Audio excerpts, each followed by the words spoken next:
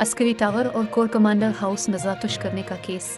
इमरान खान से army act के तहत तफ्तीश होगी। अस्करी टावर और कोर कमांडर हाउस नजरातुश करने के केस में इमरान खान से आर्मी एक्ट के तहत तफ्तीश की जाएगी। दुनिया न्यूज़ के मुताबिक जिना हाउस और गुलबर्ग अस्करी टावर पर होने वाले मुकदमात की तफ्तीश आर्मी एक्ट के तहत होगी। मुकदमात में साबिक वज़ीर आज़म इमरान खान के अलावा PTI के रहनुमा एजाज चौधरी, हमाद अल अजहर, उमर सरफराज चीमा, शाह महमूद कुरैशी, मुराद सईद, असद उमर, डॉक्टर यास्मीन राशिद, महमूद अल रशीद समेत 50 से ज़ायद नामजद मुल्ज़िमान और नामालूम मुल्ज़िमान हैं। दोनों मुकदमात में दहशतगर्दी समेत दीगर 19 दफ़ात दर्ज हैं। मुकदमात में गद्दारी की दफ़ात और पाक आर्मी के खिलाफ नारों की दफ़ात भी शामिल।